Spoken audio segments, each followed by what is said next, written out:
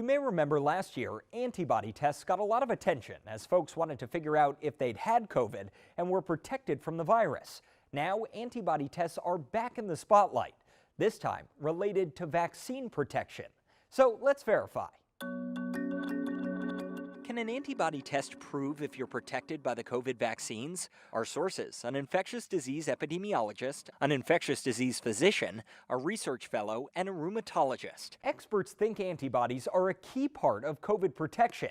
Recent studies show a direct connection between antibody level and COVID immunity. Not only are you producing many antibodies, but those antibodies are then able to actually neutralize the virus, which is what we need them to do. But Dr. Emily Ricotta, an infectious disease epidemiologist, says testing individuals for immunity is tricky. Because we don't know what these results really mean. A key concern is the correlate of protection. That's the number of antibodies the average person needs to be protected from COVID. The problem? Experts don't know that number, and they say most commercial antibody tests only offer vague information about your levels. So we can't just say, oh, you have antibodies, ergo you're protected. On the flip side, those with no antibodies after vaccination may still be protected. That's because your body should produce two things in response to a COVID vaccine: antibodies and T cells. The antibodies protect you from ever getting COVID, and T cells keep you from getting sick once you have the virus. Even if you have no antibodies, experts say you may have enough T cells to be protected from symptomatic COVID. That's equally important when it comes to a vaccine response. Dr. Amish Adalja is an infectious disease physician at Johns Hopkins. There's a reason to be worried if you don't have antibodies after a vaccine, but it's not the whole picture. You'd have to couple that with knowledge about the person's T cell reactivity. T cell tests exist, but they're hard to come by. And just like with antibodies, experts don't have a correlate of protection, meaning they don't know how many T cells you need to be immune. I think we need a lot more data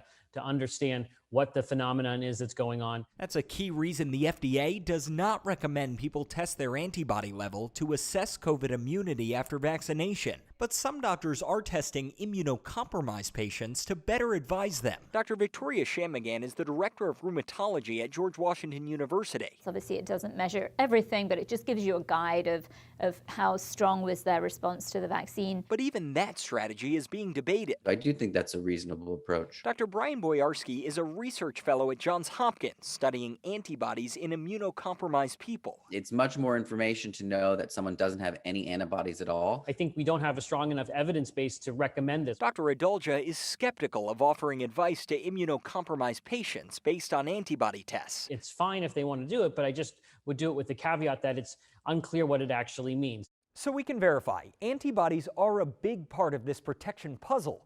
But right now, antibody tests alone can't prove whether or not you're protected by the COVID vaccines. With your Verify, I'm Gabe Cohen.